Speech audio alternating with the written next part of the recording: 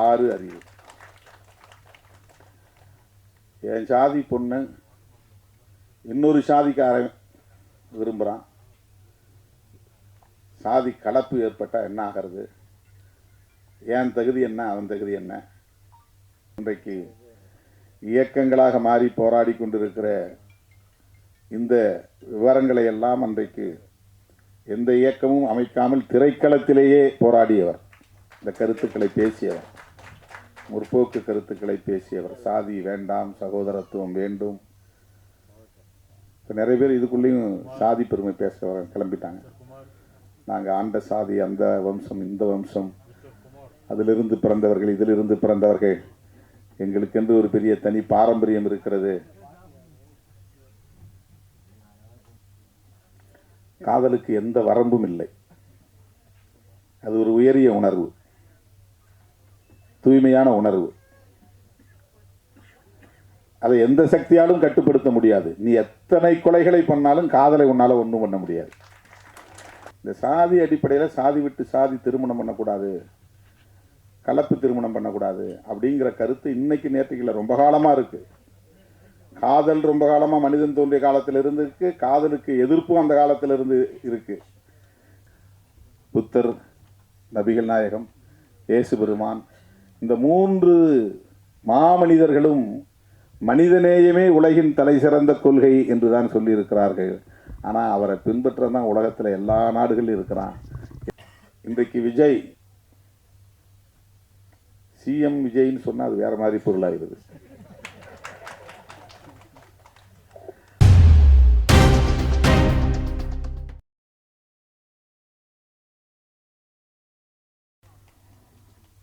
இந்த திரைப்படம் எல்லா வேலைகளையும் முடித்துவிட்டு இசை வெளியீட்டு விழாவுக்காக காத்திருந்தது. ஒவ்வொரு முறையும் தனபால் அவர்களும் தம்பி அம்பேத்கர் அவர்களும் இந்த இசை வெளியீட்டு விழாவுக்கு நீங்கள் தேதி ஒதுக்க வேண்டும் என்று இயக்குனரோடு வந்து அழுத்தம் கொடுத்தார்கள். எனக்கு நேரம் ஒதுக்க இயலவில்லை. கடைசியாக அவர்களே ஒரு தேதியை, இந்த தேதியை முடிவு செய்து கட்டாயம் வந்தாக வேண்டும், இனி காலம் தாழ்த்த முடியாது என்று ஒரு நிர்பந்தத்தில் முடிவு செய்யப்பட்டது. இவ்வளவு சிறப்பாக இது நடந்தேறும் என்று நான் எதிர்பார்க்கவில்லை. மிகச் சிறப்பாக இது நடந்து கொண்டிருக்கிறது. இந்த நிகழ்வை நம்முடைய இயக்குனர் திலகம் புரட்சி தலைவர் எம்ஜிஆர் அவர்களின் கலை உலக வாரிசு, திரைக்கதை வித்தகர் இயக்குனர் பாக்கியராஜ் அவர்கள் பங்கேற்று இந்நிகழ்வையும் சிறப்பித்திருக்கிறார். இந்த திரைப்படத்திற்கும் பெருமை சேர்த்திருக்கிறார். திரைப்பட கதாநாயகன் அம்பேத்கருக்கும் மனப்பூர்வமான வாழ்த்துக்களை வழங்கியிருக்கிறார். அவரோடு நான் இந்த நிகழ்விலே பங்கேற்றதில் மகிழ்ச்சி அடைகிறேன். தீபா அவர்கள் சொன்னதைப் போல நாம் எல்லோரும் 70களில் 80களில் அவருடைய திரைப்படங்களை பார்ப்பதற்கு, அவருடைய திரைக்கதை அமைப்பை கண்டு வியப்பதற்கு, அவருடைய உரையாடல்களை ரசிப்பதற்கு போட்டி போட்டுக்கொண்டு திரையரங்குகளுக்கு ஓடிய காலம் அந்த காலம்.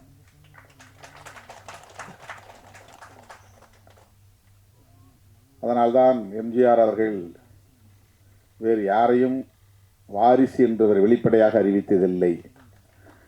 என்னுடைய வாரிசு, கலை உலக வாரிசு பாக்கியராஜ் என்று எம்ஜிஆர் அவர்கள் வெளிப்படையாக அறிவித்து அவரை உச்சி மோந்து பாராட்டியிருக்கிறார். அவருடைய வாழ்த்துக்களையும் பாராட்டுக்களையும் பெறுவதற்கு தமிழ் மக்களின் பேராதரவு மிக முக்கியமான காரணம். அந்த அளவுக்கு தமிழ் மக்களின் நெஞ்சத்தை அள்ளியவர் நம்முடைய இயக்குனர் பாக்கியராஜ் அவர்கள். அவருக்கென்று ஒரு தனி வழி, தனி பாணி.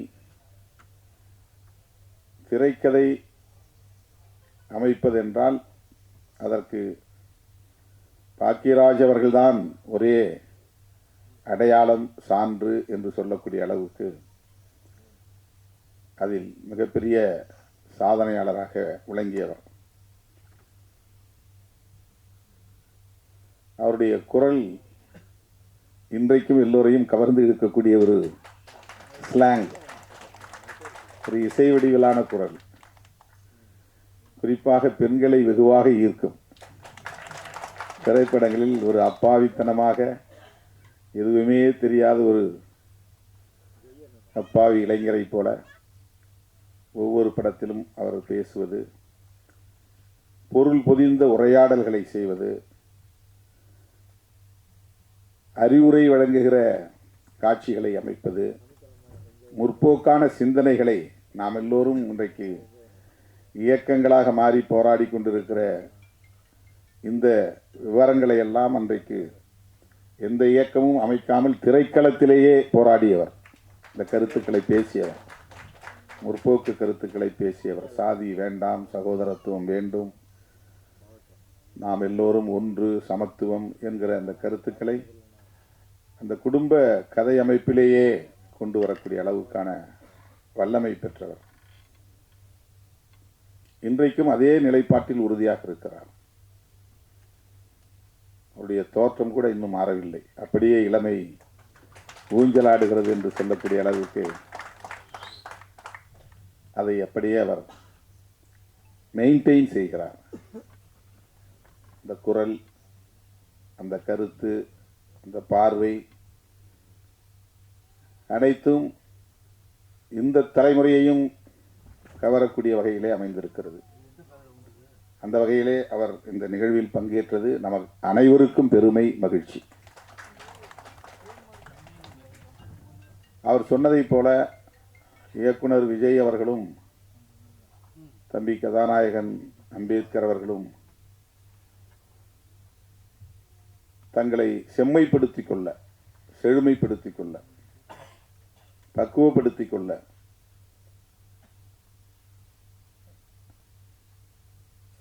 தங்களுடைய களத்தில் முன்னோர் யாரோ, சாதித்தவர்கள் யாரோ அவர்களை பின்பற்ற வேண்டும். அப்போதுதான் இந்த களத்திலே வெற்றி பெற முடியும்.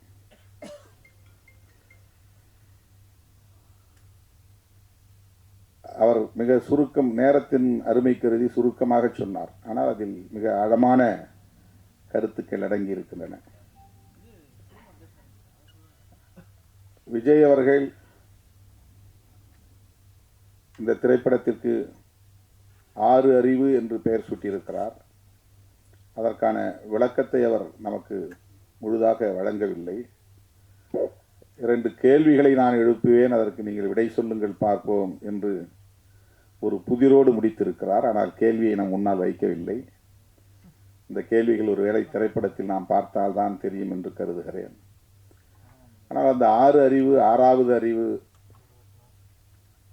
எத்தகைய வலிமை மிக்கது என்பதை இயக்குனர் பாக்யராஜ் அவர்கள் இங்கே 2 உவமைகள் மூலம், சிறுகதைகள் மூலம், கதையாடல்களின் மூலம் நமக்கு எடுத்துரைத்தார்.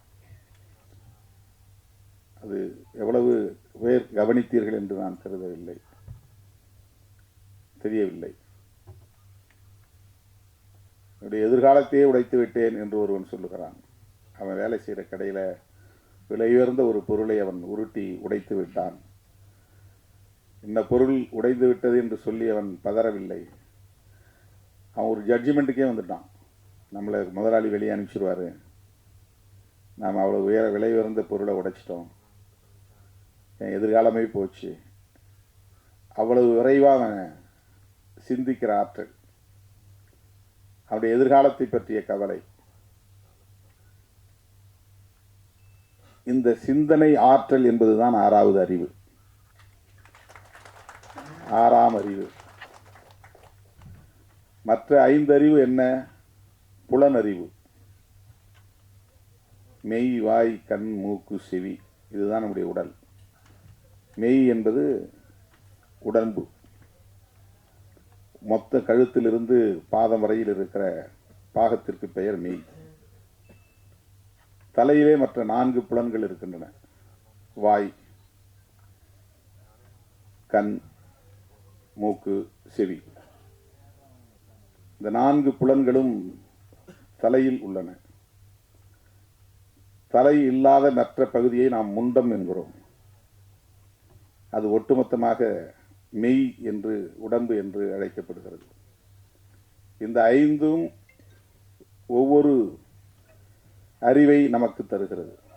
உடம்பு தொடுதல் அறிவை தருகிறது. வாய் சுவை அறிவை தருகிறது. நாக்கு. விழி பார்க்கிற அறிவை, காட்சியை நமக்கு புலப்படுத்துகிறது. செவி கேட்பதன் மூலம் என்ன கேட்கிறோம் என்பதை நமக்கு சொல்லித் தருகிறது. எதை செய்ய வேண்டும், எதை செய்யக்கூடாது என்பதையெல்லாம் நாம் கேட்டு தெரிந்து கொள்கிறோம். மூக்கு வாசனையை முகர்ந்து பார்க்கிற அந்த அறிவை, வாசனையை நமக்கு கற்றுத்தருகிறது. இப்படி இது புலனறிவு. இந்த புலனறிவுகள் 5ம் தொகுக்க பெற்று அதிலிருந்து கற்றுக்கொள்ளுகிற அறிவுதான் 6வது அறிவு. புலனறிவு உணர்ச்சி வயப்படும். 6வது அறிவு பக்குவத்தை தரும். புலனறிவு 5ம் உணர்ச்சிகளோடு தொடர்புடையது. நம்ம ஆத்திரப்படுறோம் ஒரு விஷயத்தை கேட்ட உடனே, உன்னை பற்றி இப்படி சொன்னான் அப்படின்னு சொன்ன உடனே டென்ஷன். அவன் சொன்னது உண்மையா பொய்யா, இவனே இட்டுக்கட்டி பேசுகிறானா, இவனுக்கு ஒரு நோக்கம் இருக்கா, அப்படி சொல்லியிருக்க வாய்ப்பு இருக்கா, அவன் அது மாதிரியான ஆடலானா அப்படின்லாம் நம்ம பார்க்க மாட்டோம். காது கேட்ட உடனே ஆத்திரம் வந்துடும். அது எமோஷன். ஆத்திரமும் ஒரு எமோஷன் தான். விஜய் சொன்னது மாதிரி அன்பு ஒரு எமோஷன்னா ஆத்திரமும் ஒரு எமோஷன் தான், ஆங்கர். புலன் உணர்வு என்பது அப்படியே வெளிப்படுவது, உடனடியாக எதிர்வினையாற்றுவது. இந்த புலன் உணர்வுகளை, புலன் அறிவை உள்வாங்கிக் கொண்டு அதில் எது சரி, எது தவறு, எது உண்மை, எது பொய், எது நல்லது, எது கெட்டது, எது இப்போதைக்கு வெளிப்படுத்த வேண்டியது, எது எப்போது வெளிப்படுத்தப்பட வேண்டியது, எதை எப்படி வெளிப்படுத்துவது, எதை யார் முன்னால் வெளிப்படுத்துவது, எதை மறைத்து வைக்க வேண்டும், எதை மறைக்காமல் சொல்ல வேண்டும் என்பனவற்றையெல்லாம் உணர்ந்து தொகுத்து வடிகட்டி அதன் அடிப்படையில் வெளிப்படுத்துகிற ஒரு அறிவுதான் 6வது அறிவு. 6 அறிவு. என் சாதி பொண்ணு இன்னொரு சாதிக்காரன் விரும்புகிறான். சாதி கலப்பு ஏற்பட்டால் என்ன ஆகிறது, என் தகுதி என்ன, அவன் தகுதி என்ன அப்படின்ன உடனே அவனுக்கு ஆத்திரம். அவனுக்கு எந்த தகுதியும் இல்லை, அவனை அழித்து ஒழிக்கணும், அவனை வெட்டி சாய்க்கணும். இல்லைன்னா எனக்கு அது குடும்ப கௌரவம் போயிடும், சாதி கௌரவம் போயிடும். இந்த உணர்ச்சி மட்டுமே திணிக்கப்பட்ட நிலையில் அதில் மட்டுமே இருக்கிறவன் பின் விளைவுகளை பற்றி கவலைப்படுறதில்லை. இப்படி ஒரு கொலை நடந்தால் அதுக்கு பிறகு சட்டம் வரும், காவல்துறை வரும், கைது செய்வார்கள், சிறைக்கு போக வேண்டி வரும், ஆயுள் தண்டனையே கிடைக்கலாம் அல்லது மரண தண்டனையே கிடைக்கலாம். நம்முடைய குடும்பம் சிதறி போகும், நம்முடைய மனைவி நடுத்தெருவிலே நிற்பாள், நம்முடைய பிள்ளைகள் நடுத்தெருவிலே நிற்பார்கள், அவர்களை கவனிக்க ஆள் இல்லாமல் போய்விடுவார்கள், நம்முடைய ஒட்டுமொத்த குடும்பமே சிதறி போகுமே என்றெல்லாம் சிந்திக்க அவனுக்கு இடம் தராது. வெறும் புலனறிவு, 6ஆம் அறிவு இல்லை. தன்னை சுற்றி 360 டிகிரியிலும் கண்காணிக்கிறவர்கள் இருக்கிறார்கள், கேமராக்கள் இருக்கின்றன, அரசு இருக்கிறது, சட்டம் இருக்கிறது. நாம் விரும்பினாலும் விரும்பாவிட்டாலும் சட்டம் தன் கடமையை செய்யும், அதிலிருந்து தப்ப முடியாது. அமைதியான குடும்பம் சிதறி போகும். இதையெல்லாம் சிந்திக்க மூளைக்கு நேரம் கொடுப்பதில்லை. சிந்திக்கிற ஆற்றல் எல்லா மனுஷனுக்கும் உண்டு. அதனால தான் எல்லாருக்குமே மூளை இருக்கிறது. ஆனால் சிந்திக்க நாம் மூளைக்கு வாய்ப்பு தருவதில்லை, உணர்ச்சிக்கு வாய்ப்பை தந்து விடுகிறோம்.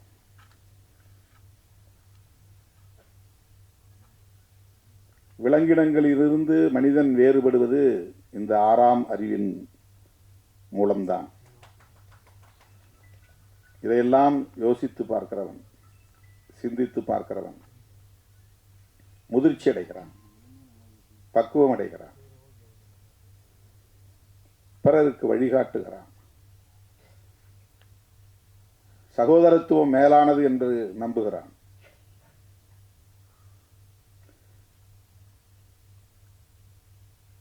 ஜாதி ஜாதி ஜாதி என்பது நாம் பிறப்பதற்கு முன்பிருந்தே விவாதிக்கப்படுகிற ஒன்றாக இருக்கிறது. உலகத்தில் வேறு எந்த நாட்டிலும் இந்த சமூக கட்டமைப்பு இல்லை. எந்த மதத்திலும் இந்த வடிவமைப்பு இல்லை. சாதி அடிப்படையில் உறவுகளை தீர்மானிப்பது, மன வாழ்க்கையை தீர்மானிப்பது என்கிற ஒரு வாழ்வியல் உலகத்தில் வேறு எந்த சமூகத்திலும் இல்லை. தமிழனாகவும் வேணால் ஒன்று சேர முடியவில்லை, இந்தியனாகவும் வேணால் ஒன்று சேர முடியவில்லை, பாட்டாளியாகவும் வேணால் ஒன்று சேர முடியவில்லை. ஒரே சாதிக்குள் ஒரு சகோதரத்துவமும் மலர்வதற்கு வாய்ப்பில்லை என்கிற நிலையை எது ஏற்படுத்தி இருக்கிறது என்றால் சாதிதான்.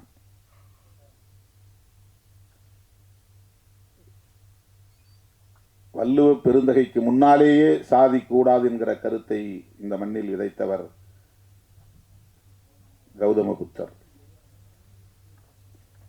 அவர் சொன்னதுதான் சுதந்திரம், சமத்துவம், சகோதரத்துவம் என்கிற உயரிய கோட்பாடுகள். நாம் யாரும் புதுசாக ஒன்றும் கண்டுபிடிக்கல. புரட்சியாளர் அம்பேத்கர் சொல்லுகிற இந்த கோட்பாடு 2000 ஆண்டுகளுக்கு முன்னால் ஐயன் திருவள்ளுவன் சொல்லியிருக்கிறான்.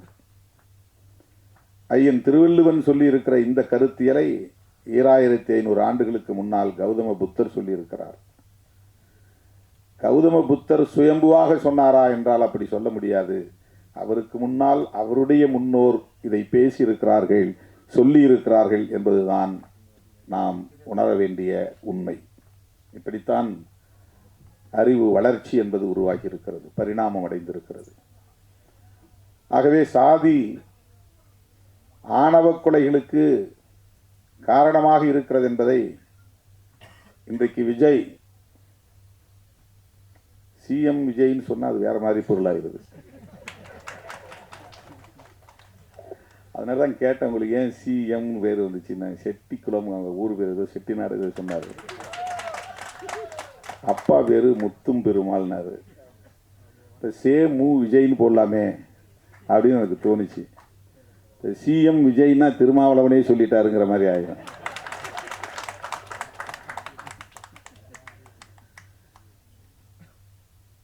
இப்போ அவர் இன்னைக்கு ஆணவ கொலையை பற்றி பேசுறாருன்னா, இதுக்கு முன்னால் யாருமே பேசலையான்னா எல்லாம் பேசியிருக்கிறாங்க. நம்முடைய இயக்குனர் அண்ணன் பாக்கியராஜ் அவர்கள் படங்களில் ஏராளமாக இந்த சாதி பிரச்சனைகள் விவாதிக்கப்பட்டு இருக்கிறது. அவர் படங்களை திருப்பி போட்டு பாருங்க. அவர் கதையில் அண்ணா எடுத்தோடனே முருங்கைக்காயினார். அவருக்கு மனசில் நிற்கிறது முருங்கைக்காய் தான்.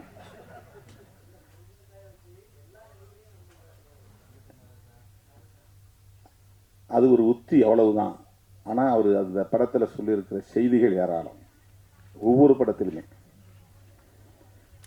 அப்போது இந்த சாதி அமைப்பு கூடாது அப்படிங்கிற கருத்தை நாம் புதுசாக பேசலை, திருமாவளவன் பேசலை. இது ஒன்றும் திருமாவளவனுடைய கண்டுபிடிப்பு கிடையாது. சில பேர் அப்படி ஒரு தோற்றத்தை உருவாக்குகிறார்கள். இவன் வந்த பிறகுதான் எல்லாம் ஜீன்ஸ் போடுறாங்க, டிஷர்ட் போடுறாங்க, கூலிங் கிளாஸ் கண்ணாடி போடுறாங்க, பஸ் ஸ்டாண்டில் வந்து நிற்கிறாங்க, நம்ம பிள்ளைங்களை மயக்கிறாங்க. இதெல்லாம் அரசியலுக்காக பேசுவது. டிஷர்ட் போட்டால் பெண்கள் மயங்கிடுவாங்களா? கூலிங் கிளாஸ் போட்டால் பெண்கள் மயங்கிடுவாங்களா? ஜீன்ஸ் பேண்ட் போட்டால் உடனே பெண்கள் அங்கே பின்னாலே போயிடுவாங்களா? இது பெண்களையே குறைத்து மதிப்பிடுகிற ஒரு விமர்சனம். அது இப்படி அல்ல. காதலுக்கு எந்த வரம்பும் இல்லை. அது ஒரு உயரிய உணர்வு, தூய்மையான உணர்வு. அதை எந்த சக்தியாலும் கட்டுப்படுத்த முடியாது. நீ எத்தனை கொலைகளை பண்ணாலும் காதலை உன்னால ஒன்றும் பண்ண முடியாது. நீ வேணா உள்ள போகலாம், ஜெயிலில் கிடக்கலாம், அவ்வளவுதான். அதுதான் எதிர்வினை. ஒரு உயிரை நீ பறிக்கலாம், நீ ஜெயிலுக்கு போய் கிடக்கலாம், அவ்வளவுதான் வந்து நடக்கும். மதுரை வீரன் காலத்திலிருந்து புராண காலத்தில் மதுரை வீரன் கதையே அப்படிதான் நடந்திருக்குது.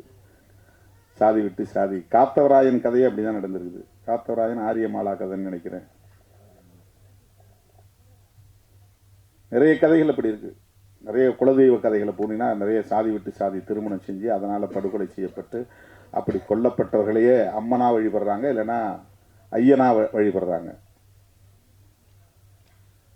ஐயனார், ஐயன், இதுதான் குலதெய்வங்கள். குலதெய்வங்கள்ங்கிறது சிவன் மகாவிஷ்ணு மாதிரியான கதைகளை கொண்டது கிடையாது. நம்மோடு வாழ்ந்தவர்கள் மடிந்திருப்பார்கள். அவர்கள் நமக்கு முன்னோர்களாக பாதுகாவலர்களாக இருந்திருப்பார்கள். அவர்கள் அந்த நமக்காக நம்முடைய குலத்தை காப்பதற்காக ஆயுதம் ஏந்தி இருப்பார்கள், வெட்டுப்பட்டு இருப்பார்கள், களத்திலே பலியாகி இருப்பார்கள். அவர்களை நினைவு கூர்ந்து நடுகள் நட்டு அவர்களை வழிபாடு செய்கிற ஒரு முறைதான் குலதெய்வ முறை வழிபாட்டு முறையாக மாறி இருக்கிறது. அப்படி நிறைய தரவுகள் உண்டு. இப்போ நாமெல்லாம் பெருந்தெய்வங்களை கும்புற வழக்கம் நமக்கு கிடையாது.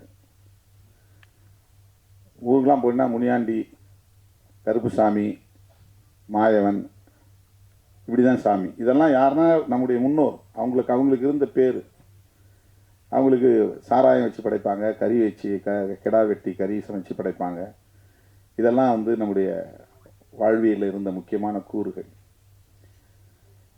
சாதி அடிப்படையிலான படுகொலைகள் நடந்து அந்த படுகொலைகளால் தியாகம் செய்த அவர்களெல்லாம் கடவுளாக்கப்பட்டிருக்கிறார்கள், நடுகளாக்கப்பட்டிருக்கிறார்கள்.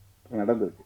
இப்போ என்ன அதில் இருந்து தெரிய வருதுன்னா, இந்த சாதி அடிப்படையில் சாதி விட்டு சாதி திருமணம் பண்ணக்கூடாது, கலப்பு திருமணம் பண்ணக்கூடாது அப்படிங்கிற கருத்து இன்னைக்கு நேற்றுக்கு ரொம்ப காலமாக இருக்கு. காதல் ரொம்ப காலமாக மனிதன் தோன்றிய காலத்தில் இருந்து இருக்கு. காதலுக்கு எதிர்ப்பும் அந்த காலத்தில் இருந்து இருக்கு. காதலின் பெயரால் சாதி விட்டு சாதி திருமணம் நடந்தால் ஆணவ கொலைகள், அது இங்கிலீஷில் ஹானர் கில்லிங்கிறான். ஹானர் கில்லிங்னா கௌரவ கொலை. அதில் என்ன கௌரவம் இருக்குது? அது ஆணவம் தான். அது அதனால தான் ஆணவ கொலைன்னு இப்போ நம்ம புதுசாக அழைக்கிறோம். அதில் என்ன கௌரவம் இருக்குது? பெற்ற பிள்ளையை, 10 மாதம் சுமந்த பிள்ளையை, பாலூட்டி சீராட்டி வளர்த்த பிள்ளையை,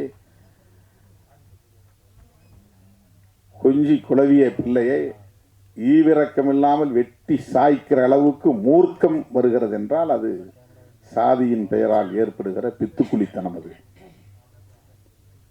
சாதி அவன் கண்ணை மறைக்குது, மூளையை செயல்பட விடாமல் தடுக்குது. ஆகவே அந்த ஆணவ கொலைகள் காலம் காலமாக சமூகத்திலே இருந்து கொண்டே இருப்பதை நாம் பார்க்கிறோம். அதை அவ்வப்போது பலர் கண்டித்திருக்கிறார்கள், அதை எதிர்த்திருக்கிறார்கள், போராடி இருக்கிறார்கள். அந்த வரிசையில் தான் நம்ம பெரியாரையும் அம்பேத்கரையும் பார்க்கிறோம். இது எப்பதான் தீர்வு வரும்? இதுக்கெல்லாம் வந்து ஒரு குறிப்பிட்ட காலக்கெடு நம்ம சொல்ல முடியாது, ஒரு டியூரேஷன் சொல்ல முடியாது. பசிக்குது, சோறாக்கணும் அப்படின்னா 1/2 ஹவரில் சமைச்சிடலாம், ஒரு டைம் சொல்லணும். 1/2 ஹவரில் உட்காருங்க, நான் சமைச்சு கொடுத்துட்றேன் அப்படின்னு நான் டைம் சொல்ல முடியும், ஒரு கெடு சொல்ல முடியும். நான் இங்கேருந்து டெல்லிக்கு போகணும், அவங்க யாரோ ஒருத்தரை பார்க்கணும் அப்படின்னா அதுக்கு என்ன டைம்? ட்ரெயினில் போனால் இத்தனை மணி நேரம் ஆகும், 24 மணி நேரம் ஆகும். ஃப்ளைட்டில் போனால் 2.25 மணி நேரம் ஆகும், ஒரு டைம் சொல்லிடலாம். சாதி பிரச்சனைகளுக்கு தீர்வு காண்பதற்கு ஒரு டைம் லைன் சொல்ல முடியாது, டைம் ஃப்ரேம் சொல்ல முடியாது, காலக்கெடு சொல்ல முடியாது. புத்தர் தோன்றினார், இட்டார் பெரியோர் இடாதார் இழிகுலத்தோர் என்று ரெண்டே ரெண்டு சாதி தான் இருக்கிறது, சாதிகள் இரண்டொழிய வேறில்லை என்று சொன்ன அவ்வை பாட்டி சொன்னார். ஆண் சாதி பெண் சாதி ஆக இரு சாதி, வீண் சாதி மற்ற எல்லாம் என்ற சித்தர்கள் சொன்னார்கள். சாதி வேற ஒன்றும் இல்லைப்பா, சாதி ஆண் சாதி பெண் சாதி அவ்வளவுதான், மற்றதெல்லாம் வீண். பரப்புக்கும் எல்லா உயிர்க்கும் ஐயன் திருவள்ளுவன் சொன்னான். எல்லாம் பறக்கலாம், ஒரே மாதிரி தான் பறக்கிறோம். பறக்கிறது என்ன பெரிய வேறுபாடு இருக்கு? உயர்ந்தவன் வேற மாதிரி பறக்கிறான், தாழ்ந்தவன் வேற மாதிரி பறக்கிறானா? இல்லை. ஆணும் பெண்ணும் இணைந்து கரு உற்பத்தியாகி 10 மாதம் கற்ப பையிலே வளர்ந்து கருவறையிலே வளர்ந்து அதன் பிறகு அவன் குழந்தையாக பிரசவம் ஆகிறான். அவ்வளவுதான். இதுதான் எல்லா உயிரினங்களுக்கும், மனிதனுக்கு. பரப்போக்கும் எல்லா உயிருக்கும் ஐயன் திருவள்ளுவன் சொன்னார். அந்த வரிசை ஒட்டித்தான் மகாத்மா பூலே, கேரளாவிலே நாராயணகுரு. ஏன் பல மதங்கள் பல சாதிகள், எல்லா மதமும் ஒன்று தான், எல்லா சாதியும் ஒன்று தான் சொன்னவர் நாராயணகுரு. சாமித்தோப்பு அடிகளார் ஐயா பரால பிரஜாபதி அடிகளார், அவருடைய முப்பாட்டனுக்கு முப்பாட்டன் அவர் தான் வைகுண்டர். 150 வருஷங்களுக்கு முன்னால ஏதரா சாதி, எங்க சாதி இருக்குன்னு அவர் ஒரு கிணற தோண்டி, 10 சமத்துவ கிணறுன்னு ஒரு கிணற தோண்டி 18 கிராமங்களில் இருந்த மக்கள் எல்லா சாதியும் ஒரே இடத்துல வந்து உட்கார சொல்லி அதில் வாளியில் தண்ணி அள்ளி எல்லாம் ஒரே இடத்துல குளிச்சிருக்கிறாங்க. அந்த தண்ணியை அள்ளி ஒரே வாளியில் தண்ணி எடுத்து குடிச்சிருக்கிறாங்க. குடிக்க வச்சவர் யாருன்னா வைகுண்டர். பரப்பால எவனும் உயர்ந்தவன் இல்லை தாழ்ந்தவன் இல்லை. நான் வந்து திருமாவளவன் சொல்றேன்னு நினைச்சிட்டு இருக்கிறான். வைகுண்டர் சொன்னார, வைகுண்டரை உங்களால் எதிர்க்க முடியுமா? வைகுண்டர் சொன்னது தான் நான் சொல்றேன், நாராயணகுரு சொன்னது தான் நம்ம பேசுறோம். அவ்வளவுதான். நம்ம புதுசாக ஒன்றும் கண்டுபிடிக்கல, எதையும் பேசல. அவங்களுக்கு பின்னால தோன்றியவர்கள் தான் பெரியார், அம்பேத்கர்லாம். இவங்களுக்கு மூத்தவர் வந்து வைகுண்டர், சமகாலத்தவர் ஐயா நாராயணகுரு. அதே காலத்து தலைவர் பசவண்ணா, அவரும் 150 வருஷத்துக்கு முன்னால் 200 வருஷத்துக்கு முன்னால் நினைக்கிறேன், 12ஆம் நூற்றாண்டு. அவர் கிட்டத்தட்ட 800 வருஷத்துக்கு முன்னால் அவர் சாதி பிறப்பின் அடிப்படையில் சாதி இல்லைன்னு எதிர்த்து போரிட்டவர் தான். இன்னைக்கு அவரை பின்பற்றவங்க சாதியை கடைபிடிக்கிறாங்க, அது வேற விஷயம். ரொம்ப அருமையாக ஒரு விஷயத்தை சொன்னார். புத்தர், நபிகள் நாயகம், இயேசு பெருமான், இந்த 3 மாமனிதர்களும் மனிதநேயமே உலகின் தலை சிறந்த கொள்கை என்று தான் சொல்லியிருக்கிறார்கள். ஆனால் அவரை பின்பற்றதான் உலகத்தில் எல்லா நாடுகளிலும் இருக்கிறான். எல்லாம் கத்தியை தூக்கிட்டு நிற்கிறான், அருவாளை தூக்கிட்டு நிற்கிறான். அதுதான் வீரம் சொல்கிறான். பௌத்தத்தை ஏற்றுக்கொண்டவனும் வன்முறையில் ஈடுபடுகிறான், படுகொலையில் ஈடுபடுகிறான். அதுக்கு சிங்களமே ஒரு சாட்சி. ஈழத்தமிழர்களை படுகொலை செய்யக்கூடிய அத்தனை பேரும் பௌத்தர்கள் தான். அவன் உண்மையிலேயே பௌத்தத்தை உள்வாங்கி இருந்தான்னா மனிதநேயம் தான் அவன்கிட்ட மேலோங்கி இருக்கும். தமிழர்களை அவன் கொல்ல மாட்டான். நீ தனியாக வாழணும்னு நினைக்கிறியா, வாழ்ந்துட்டு போ. உனக்கு ஒரு நாடு வேணுமா, வச்சுக்கோ சொல்லிட்டு போயிருப்பான். ஒன்றாகாது. நம்ம எல்லாம் சகோதரர்களாக வாழ்வோம். ஆனால் அவன் பௌத்தத்தை உள்வாங்கினானே தவிர புத்தர் சொன்னதை பின்பற்றவில்லை. ஒரு கன்னத்தில் அடித்தால் மறு கன்னத்தை காட்டு, எவனையும் நீ வன்முறைக்கு போகாதே, வன்முறையில் ஈடுபடாதே என்று சொன்னார் இயேசு பெருமான். ஆனால் கிறிஸ்தவ நாடுகள், பல நாடுகளில் எவ்வளவு சிலுவை போர், எவ்வளவு பெரிய யுத்தங்கள்லாம் நடந்திருக்குது, எவ்வளவு லட்சக்கணக்கான மக்கள் கொல்லப்பட்டு இருக்கிறார்கள் இயேசுவின் பெயரால். நபிகள் நாயகம் அவர் சொன்னது மனிதநேயம்தான். உலகின் தலை சிறந்த கொள்கை மனிதநேயம். நாம் யாரும் அதை பின்பற்றதில்லை. சுதந்திரம், சகோதரத்துவம், சமத்துவம், இதுதான் மதம் சொன்ன உண்மையான கோட்பாடுகள். இதுதான். ஆனால் நம்ம அதையெல்லாம் விட்டுட்டோம். பரப்பால நீ யார், நான் யார், எனக்கு நீ சமமாக வருவியா, என் வீட்டு பிள்ளையை நீ வந்து மயக்கி இழுத்துட்டு போக பார்க்குறியா, இங்கே இருக்கிற சொத்தை பறிக்கிறதுக்காக நீ லவ் பண்ணுறது, நாடக காதல் பண்ணுறியா, இந்த விமர்சனங்கள் எல்லாம் வந்து அவர்களின் நலன்களுக்காக பேசப்படுகிற ஒன்று. அது காதல் என்கிற உணர்வுகளை கொச்சைப்படுத்துகிற ஒரு முயற்சி. அதை ஒரு கருப்பொருளாக கொண்டு ஆணவ கொலையை தடுக்க வேண்டும் என்கிற அடிப்படையில் படம் இன்னும் நம்ம முழுமையாக பார்க்கல. கதையை அப்பப்போ லேசாக 1-2 வரி அவர் சொன்னார்.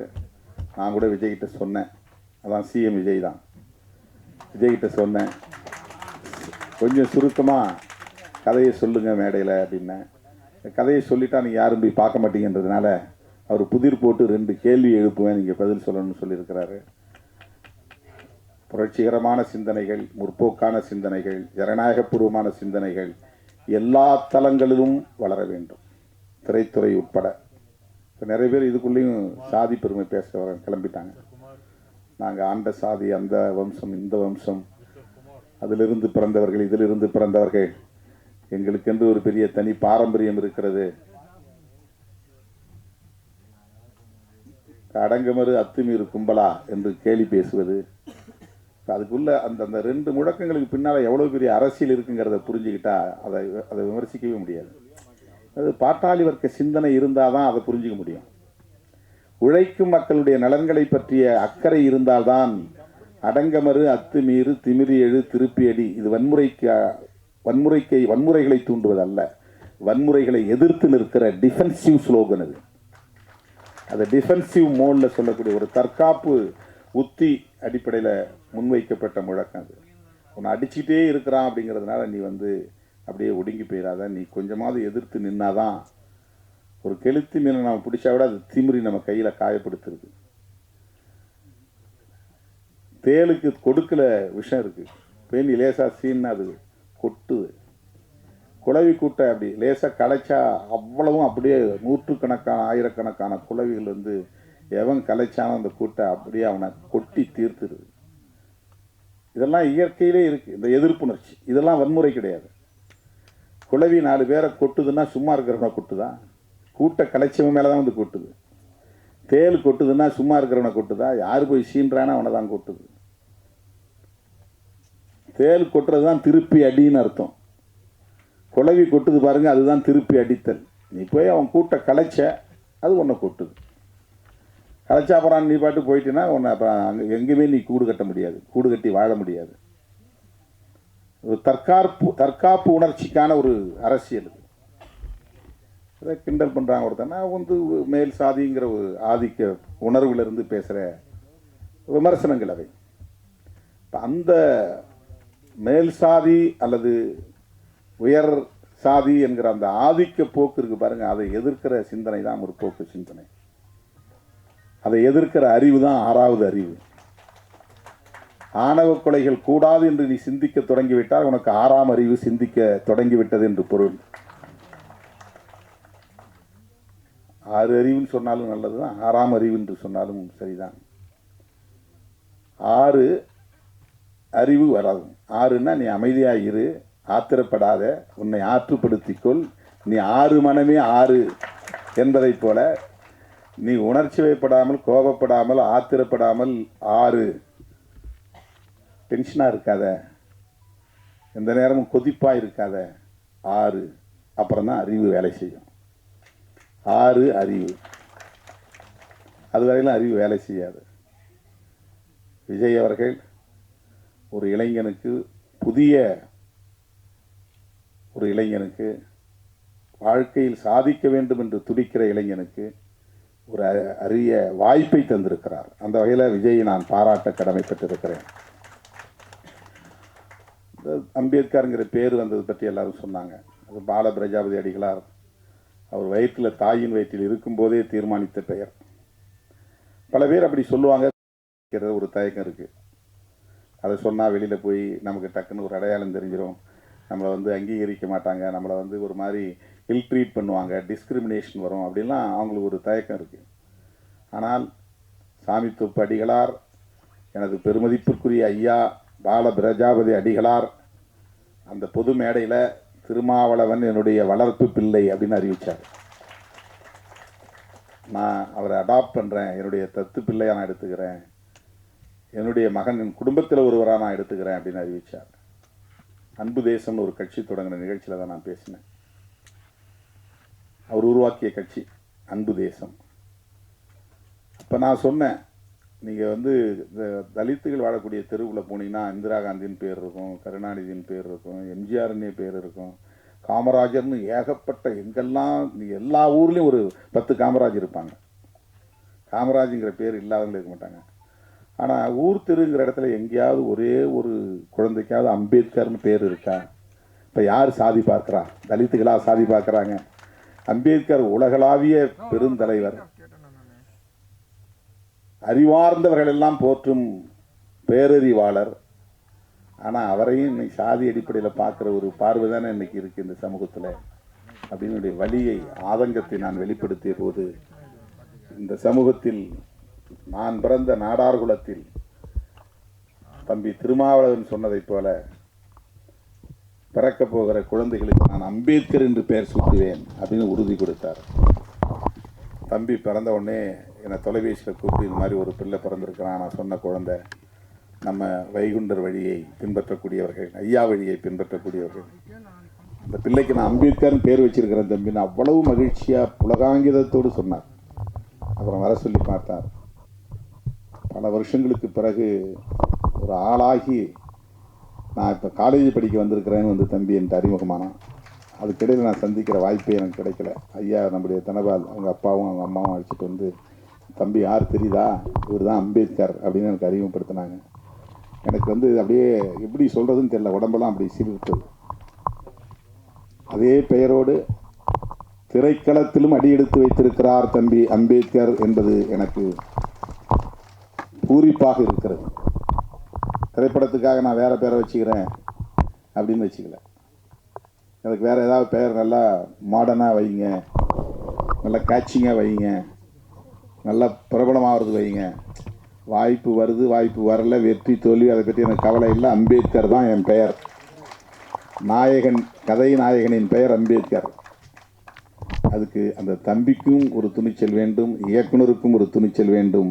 அந்த துணிச்சல் இருவருக்குமே இருக்கிறது என்பதை எண்ணி நான் பெருமைப்படுகிறேன். அவர்கள் இந்த திரைக்களத்தில் சாதனைகள் பல படைக்க என்னுடைய நெஞ்சார்ந்த வாழ்த்துக்களை தெரிவித்து இந்த வாய்ப்புக்கு நன்றி கூறி முடிக்கிறேன். நன்றி, வணக்கம்.